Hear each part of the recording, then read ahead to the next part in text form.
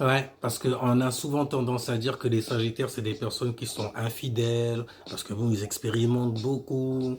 Donc pour toi, en fait, tu vois, surtout ça, mais tu es très très saturnien sur les traditions, etc. Tu vas voir en fait quelqu'un qui est sali, presque souillé par les expériences. Parce que justement, ça a beaucoup voyagé, plus que ton, qui est resté en fait coincé, fixé dans un endroit. Eux, ils ont voyagé. Tu vois, ils ont toujours un moyen, même pour ça. Toujours un petit gémeau qui traîne quelque part, un moyen de locomotion. Et claque des doigts, il y a machin qui est là. Et au pire, il y a Uber, indépendante style. Voilà, je dis indépendante style. Parce que bon, c'est tendance, surtout aujourd'hui.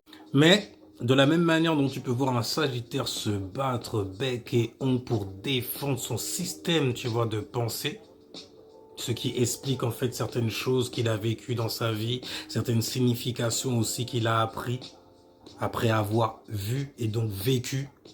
Parce que c'est je vois quand même, tu vois, les Sagittaires, leur principe c'est de voir. Donc c'est de vivre, c'est quand même Zeus, Pita, et Jupiter, et quelque part Jesus, dont ils sont le Christ. Cette pinéale sur pattes qui a expérimenté tellement de choses, qui est parti très très loin. À l'étranger, par exemple, voir son poteau Verseau, tu vois, sextile avec eux. Ouais. Ou avec la balance, ils sont partis expérimenter, tu vois, leurs expériences avec les expériences d'une autre personne. Ils se sont mis en relation. C'est ça une relation après tout. C'est expérimenter des choses avec une autre. Expérimenter des choses qu'on ne peut pas expérimenter seul. C'est pour ça qu'une balance se sent mal lorsqu'elle est solo. Et donc, disais-je, voilà qui incarne donc Vénus. La conjonction, donc, du coup, Vénus en Sagittaire et Mercure en Sagittaire, oh, tu vas vouloir entendre parler, en fait, de love quelque part. D'une autre manière, en fait, tu vois, une autre manière, entendre d'autres expériences, mettre ça en expansion, pourquoi pas? Je suis curieux de ça. Oh, on peut vivre une relation. Oh, c'est intéressant. Mais pour le coup, c'est pas sur eux qu'on va se concentrer. Saturne en poisson, donc il sextile Mars en Capricorne, parce que le signe des Capricornes sextile le signe des poissons. Oui, le statut social que tu as par rapport à ce que tu crois avoir. Ta trigone au taureau, je possède. Eh ben toi, pour toi, en fait, Capricorne, c'est je structure.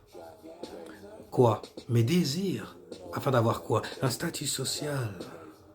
Donc tu structures autour de ton statut social. Tu vois, tu bâtis, tu neutralises certaines choses, tu encastres les briques là, ce plan-là, toi là, tu vas servir à ça. Toi, tu seras bien en tant qu'ouvrier. Subalterne. Ouais, tu veux rendre service? Ah, tiens, voilà ton blé de travail, avec ton pins dessus. Allez, vas-y, va faire le manager. C'est bien.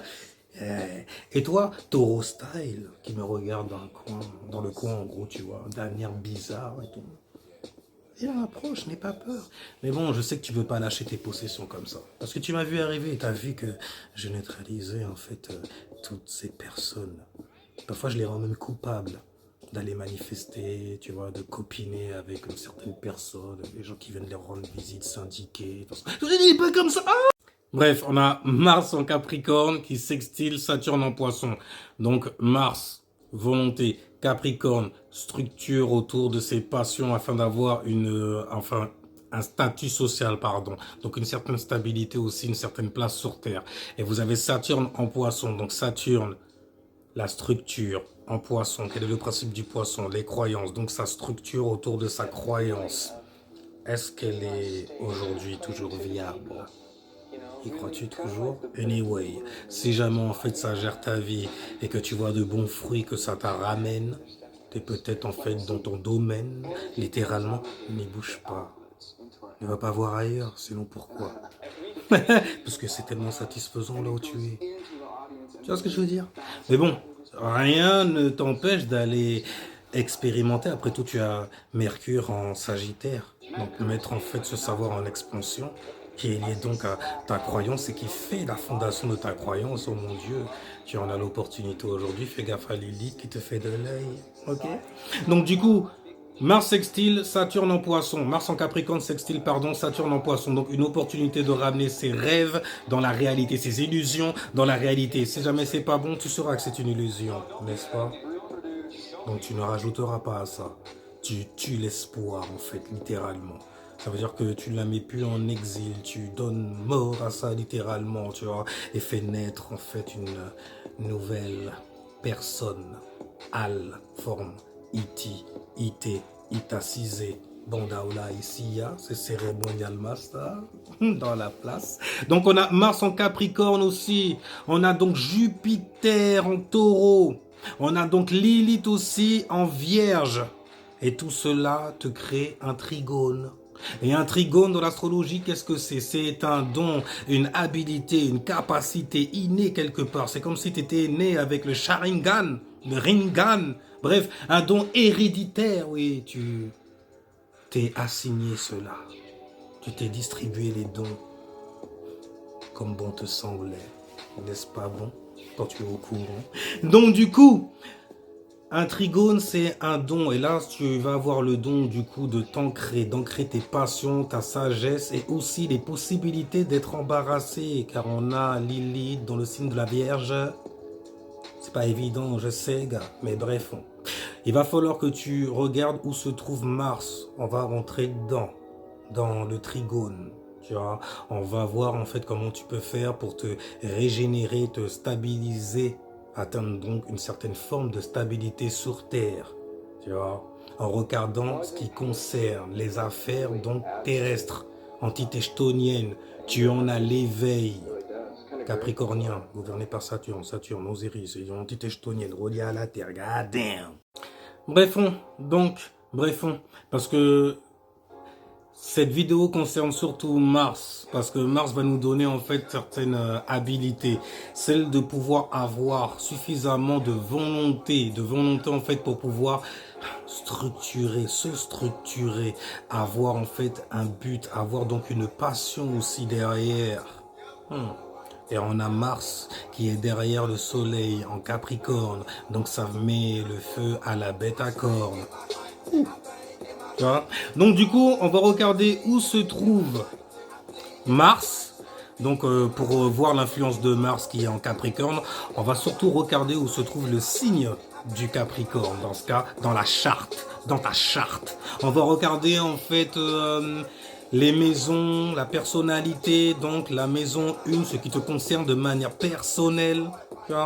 On a beaucoup de signes dans le Capricorne, on a l'éveil, le soleil, ok, donc ta conscience sur ce que tu dois donc structurer, c'est un peu karmique que ça prend comme tendance, comme nuance plutôt.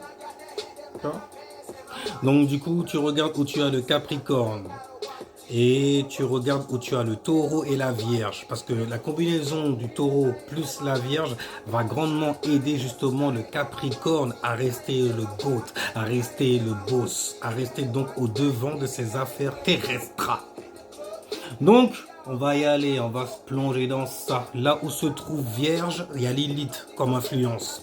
Et elle va créer en fait certains blocages qu'il faudra apprendre à gérer, certains embarras aussi. Le taureau, lui, c'est Jupiter qui est là, donc partout où se trouve le signe du taureau, c'est des choses qu'il va falloir mettre en expansion. Mais ça en expansion, c'est là en fait où tu as l'occasion de nourrir énormément de pensées, une abondance donc de pensées, dans le signe même qui crée même l'abondance dans l'astrologie. La maison des possessions, il en est né carrément, il représente ça. Donc là où tu as le taureau, c'est littéralement ta richesse qui est là. Okay. Donc il faut que tu te fixes comme lui sur ça dans la maison où ça va tomber. Okay. C'est la maison où tu vas nourrir énormément de pensées pour pouvoir atteindre une certaine forme de sécurité donc du coup et donc de stabilité à la fois matérielle, donc au niveau de tes possessions, tes talents et tes dons également. Tu vois, et financièrement également. Je ne vais pas dire également, mais c'est pour équilibrer le jeu. Mon ego, donc du coup, dans le jeu.